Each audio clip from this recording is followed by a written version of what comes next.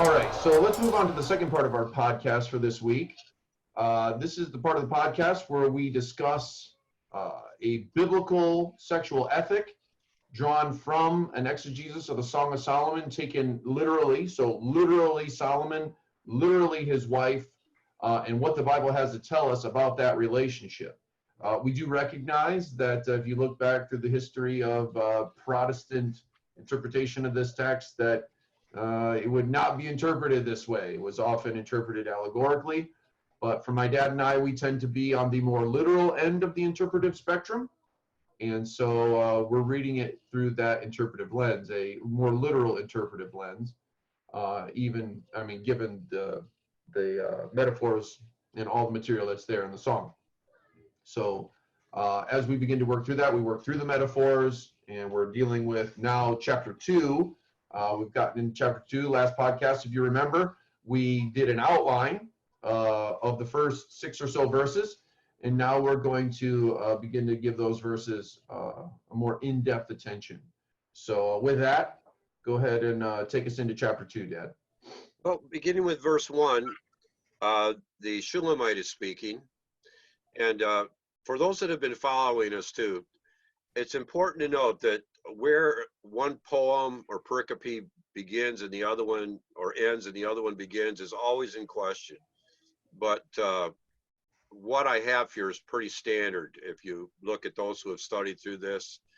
As I said, we use resources, and we do stand on the shoulders of our teachers. But in verse 1 of chapter 2, this is the Shulamite speaking, or the woman, and this gives us an idea of her own self-evaluation.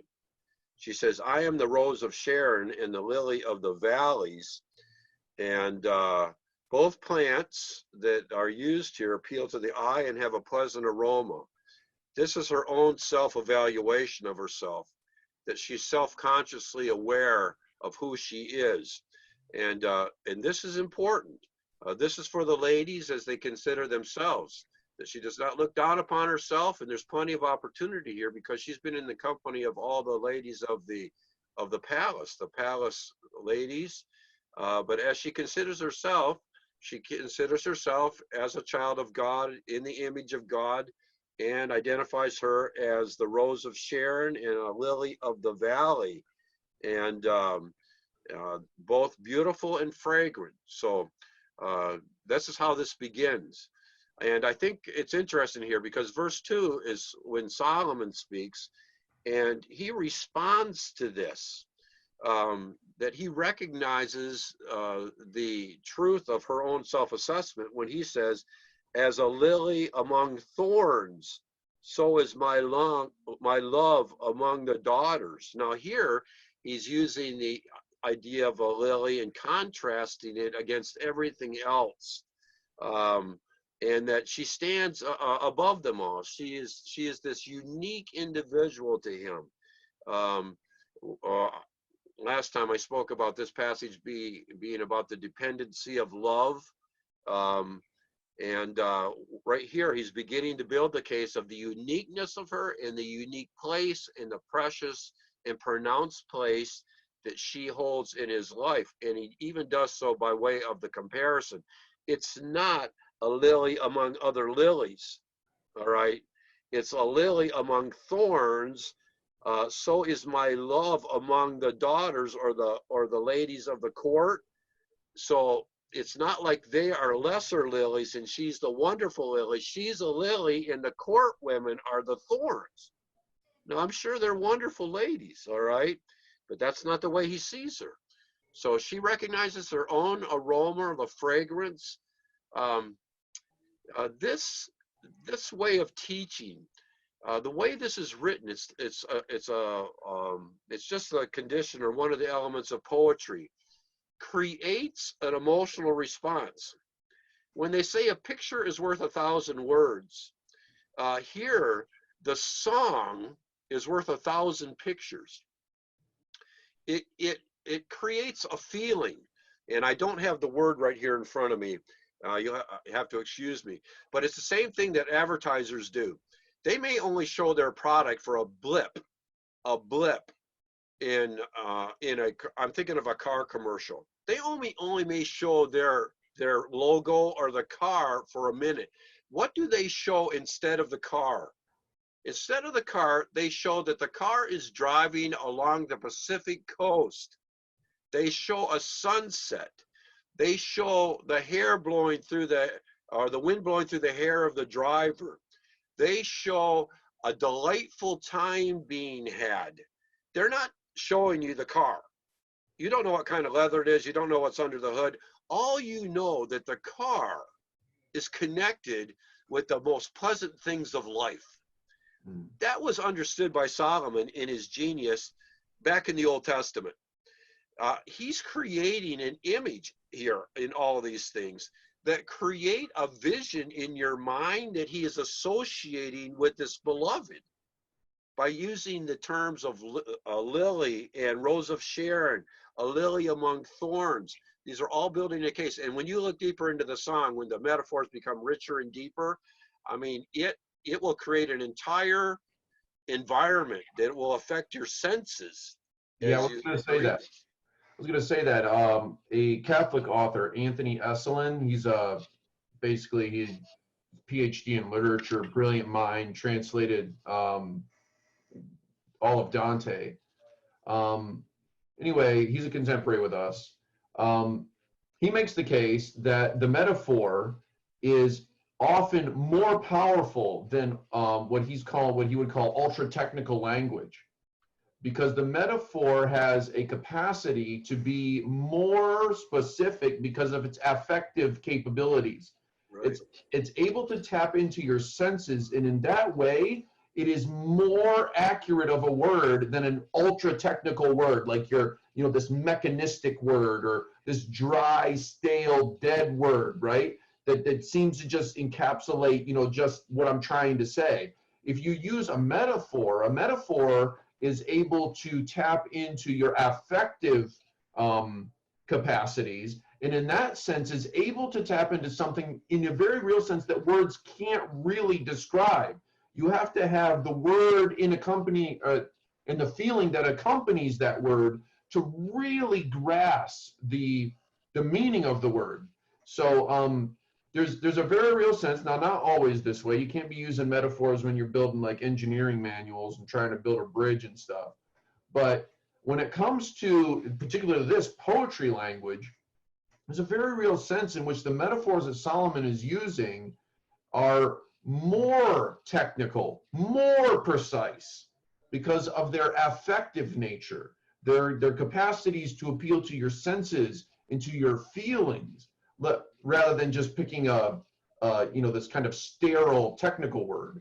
So I'm not saying this is always the case, but certainly there's something to be said about the value and precision of a metaphor. So I cannot find the precise word for it, but there is a definition of it, but we'll get after that. So she says that he's a lily among thorns, and goes on to say in verse 3, where we begin to talk about the Shulamite's dependence upon Solomon, that he is the tree. It says, as an apple tree among the trees of the wood, so is my beloved among the sons. I sat down under his shadow with great delight, and his fruit was sweet to my taste. Here we have an illustration where there is no comparison. In her mind, there is no comparison to Solomon. After he says there's no comparison to you, she says there's no comparison to you either, Solomon. That he is central in her thinking. Her eye is fixed upon her husband to be. Same thing with apple trees. Apple trees have a fragrance. All right. They are, an apple is sweet to the taste. I mean, when you're around an apple tree, if you go into an apple orchard, I mean, you can smell the apples in the air. An apple is juicy. They provide shade. She's saying, this is the way that you are for me. she says that he adds a protection and personal sustenance. He's there to protect her and provide sustenance. So isn't that interesting? Most dads, when they meet men that want to marry their daughters, one of the things they're going to ask is, are you working? Do you have a job? It's here in principle. All right. He is in a position to protect her, to care for her, and to sustain her. So to ask that question is not just a obstinate father's question. This is something that she recognizes about him, and one of the reasons that she loves him so is because she recognizes that she is loving and going to be married to someone that can sustain her and care for her. And I would just say on the lady's part, this is what you should look for. You need to find a man that can do this. Oh, I love him. Oh, he's wonderful. He does all of this. Yes, but does he work? Is he a hard worker? Is he in a position to protect you? Which means not just protect you like in an altercation. Do you have a roof over your head? All right. Can you pay the electric bill? Can you pay the water bill? Can you make sure you have heat in the house? All right. Is he gonna be able to buy groceries and sustain you? We understand when we get started, things may be a little slim, but is he able to do it? Has he indicated in his life that he's capable of this kind of responsibility? Well, here the Shulamite says, I see this in Solomon. And so a wonderful, wonderful passage. In his company, she receives internal peace and external protection. You know, these people, it's like before they're married, it seems like they fight all the time, let alone after they're married. Listen, whoever you're going to marry, the man in particular, should bring you internal peace. No matter how bad your day goes, ladies, when you finally get together with this guy, he should be able to bring you internal peace. I mean, you should just be able to calm your spirit, and you should be able to settle down, that things are going to be okay. I mean, that kind of comfort he was able to provide here, and also external protection. That when she gets home, she's not going to have to worry about these things because he's there. And so we have some wonderful principles laid out here in this passage. So by way of application, she recognizes herself, listen, she recognized herself as the weaker vessel with tremendous power. We're going to see that later. It's not here, but I'm going to tell you, when we get further through the text, she is the driving force. She has tremendous power as the weaker vessel. You got to say that whole sentence together. And this is what we're going to see, but I'm not going to give that up yet. But she recognizes herself as the weaker vessel. She's in the palace of the king of Israel, the most powerful man on earth. She's away from her rural homeland where everything is new. The circumstances of her life have stirred her up emotionally. The whole situation, internally and externally, is overwhelming. She's been taken from the country. Can you imagine going from the country just to the city where things are, I like it in the country, or going to the inner city, but not just going to the inner city. You're going to the palace. And then trusting in Solomon's shadow was her only hope in this.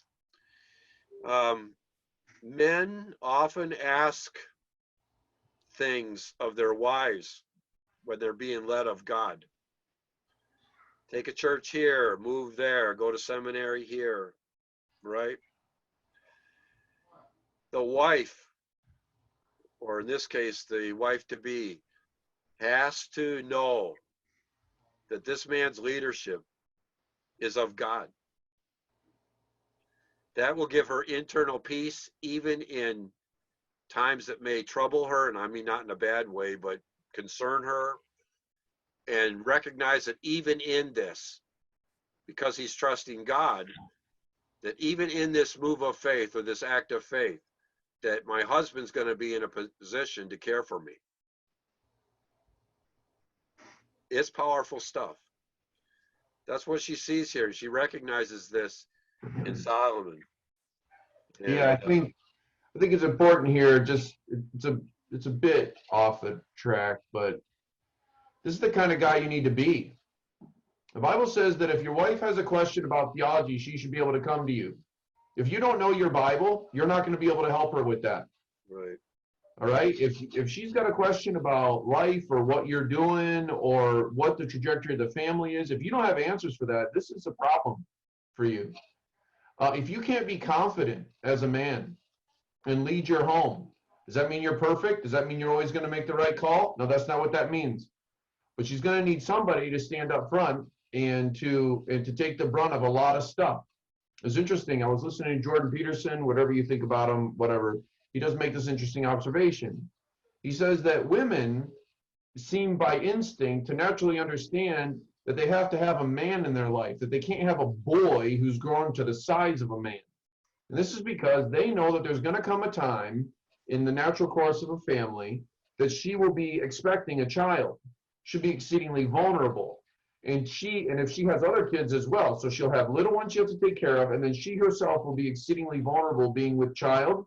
And then on top of that, she's going to have to take care of you, who's a boy, because you won't man up, take on your responsibility, do the hard work an extra job, give plasma if you have to, whatever low thing you think is out there, work third shift, whatever. You won't do it for her and for your family. If she can't get that out of you, forget that. If she doesn't sense that you will do that, this is going to be a problem. She will not be at peace. So guys, if you're going to be men, the idea is you're going to have to step up to the plate in all these ways. She's going to have to see you do it. And then there's a very real sense in which she can, as it says here, sit down under his shadow with great delight, that you will protect her. It's not enough to be like, girl, I love you. Now you're going to have to be able to stretch your neck. You're going to have to work hard jobs if you have to, and you're going to have to make sacrifices. Like, if we took the time, if my dad told you his story about going to seminary and working third shift at UPS as a supervisor, like this was a brutal arrangement. And I've had similar arrangements as well for when I was going to seminary. The fact is this is what you do so that you can look out for your family. All right. So that's what very practically what Solomon is calling us to be here. You have to be such a man that your wife feels safe. And if your wife doesn't feel safe, then you're not the man you should be. So it's that simple. So anyway. Oh, how many times have you heard that husbands love their wives as Christ loved the church and gave himself for it? And we've all heard that 1,000 times. Wouldn't it be nice if you could cross-reference that, the Song of Solomon, chapter 2, verse 3? And then you have an Old Testament image to reinforce a New Testament truth, which my dad always called pure preaching. And how many pastors have you ever heard say when he's in Ephesians that a man should be ready to give his life for his wife, right? As Christ gave his life for the church.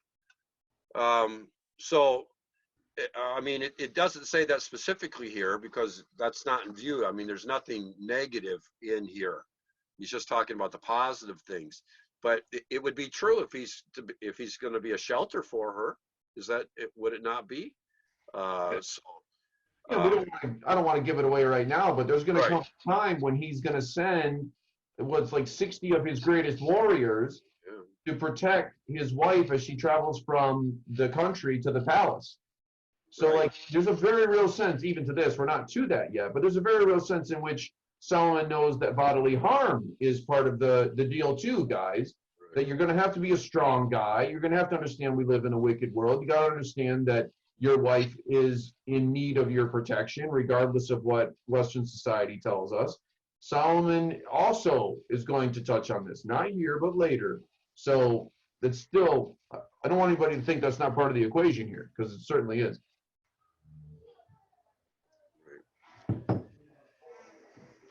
So we come down to verse 4. Yep. Verse 4. We still going? Let's go for Yeah, let's go for a little bit more. All right. This is the verse that if anybody's ever heard it, this is one of the verses that's familiar in the text. Very important. He brought me to the banqueting house. That is, they're in the palace. A tremendous banquet is going on here. There's much to say in here about eating.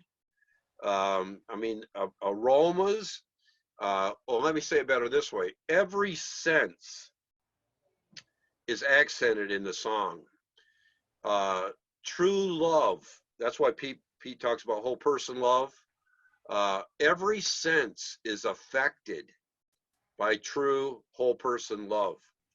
Taste is affected. Aroma is affected. All right. The touching, everything, sight, sound, everything is affected here. And so they're going to the banqueting house, which speaks of how positive this is. They're going to have a meal together. And then we see these words that we're familiar with. And his banner over me was love. Now, the word banner here speaks of a standard or a military standard, a standard that identifies a company of troops. Also, like the tribes of Israel had standards. They were formal identifiers. And so by way of a banner or a flag. And so what the Shulamite is saying here in the midst of this banquet, now who's coming? Who's coming to the banquet before the wedding of the king of Israel? I mean, and you know how big Solomon was on everything. Imagine for yourself a multitude, a sea of guests, a sea of guests. Perhaps, it doesn't say this, but perhaps from all over the known world, all of those that he traded with were coming to the wedding of this king who enamored everyone, who was so wise, who was making everybody that touched him rich. They're all at the wedding. But there is a standard, and it is Solomon's standard, identifying that single one in the midst who was his. And his banner, his military banner, or that banner that separated everyone over me, was love. What separated me from everyone else was love. Out of this sea of people, she was that one that was Solomon's. And that's what she says. See, for her, there was only one guy in that room that counted. And that was going to be the groom to be, the groom, and that is Solomon. His banner or his standard over me in this sea of people was love. And she stood apart from them all. While lost in the extravagance, luxury, and bounty of the banqueting house, Solomon's love for the Shulamite set her apart. Her love identifying her as his bride-to-be. Her identity was bound together with her husband's love for her. Her love for him was bound with his love. Her love for him was bound with his love for her. And a wonderful identification with that one. And it's just going to grow stronger. They're not married here yet. But this sacred love, this perfect love, is going to just grow.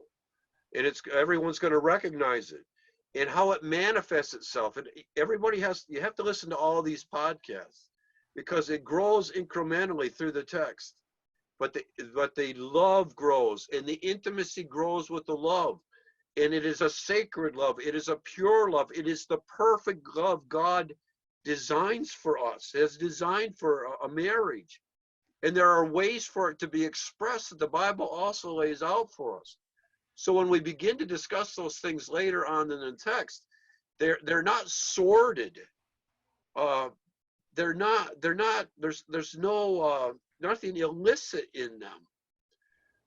It is pure. It is a pure embracing of another who God has given you within the bounds of matrimony. It's a wonderful thing, but that's what it says here. And his banner over me was love. Yeah, and we'll finish with this. I think it's interesting, and if you want to comment too, but this throughout the song, we've already seen Pharaoh and his chariots. You're going to see militaristic language. And back in my 20s, I used to spar Muay Thai, and there's nothing like getting into a ring like one-on-one with somebody. Like nothing else exists, right? It's you and this other guy that you're trying to beat, right? Your focus is there, all of your talent is there, all of your training is there in an attempt to overcome this opponent. I've never been to war, I've never been in the military. I can't imagine what it's like to be in a firefight, and how heightened your senses are, and how focused you are in following through with your training, right? And even the idea of courage is going to come up here in the song. But again, using this militaristic language, what's going on here is it's tapping into something of that intensity. It's tapping into something of that focus, of that demand of who you are as a man and who you are as a woman. It's not superficial. It's not checking a box. It is this deep draw on the human person to love in this way and to be loved in this way. So this will be the second time that we've seen militaristic language. There's going to be two other times when it's going to be like right there on the surface. It's actually going to be like language of like being on the battlefield kind of language. So anyway, just for those who are listening, there's just something of it there. There's some measure of that. So if you've ever experienced like real conflict where like maybe bodily harm is part of the exchange, it's going to take something of that intensity from the man and from the woman as they love each other, So which is very powerful, right? It's a very powerful emotion or feeling or sense that we have as human beings when we're called upon in those kinds of ways. So anything else you want to add to that before we close up shop? No, not. I guess not. It's just that in this particular passage, what separates the woman is the knowledge of the husband's love for her. Right. That sets her apart. Yeah. And you can see how this is building. I mean, there's so many things we could say. I mean, we have not said husbands love your wives. I mean, if you don't love your wife, I mean, to start with, I mean, that would be something that just needs to be confessed. I mean, because that's like at the ground of it. So, but this gives us directions on how to get things done. Yep. Excellent. Well, everyone, thanks for joining us again. We appreciate you hanging out with us. As always, like, favorite, hit that notification bell, drop a comment below if you have any questions or you want to engage us at all. We will definitely try to meet you there and answer your question or engage with you in appropriate and good exchange between human beings, at least, if not brothers and sisters in Christ. And then, of course, share our material. This is how we get our message out. We don't want it to just sit on some channel someplace, but if it's resonated with you and you feel it would resonate with others, by all means share the content, and we would appreciate that for sure. But that's all we've got for you this week, and we'll see you guys next week, Lord willing. All right, bye. So if you like this video, maybe you'd like some others. Take a look around.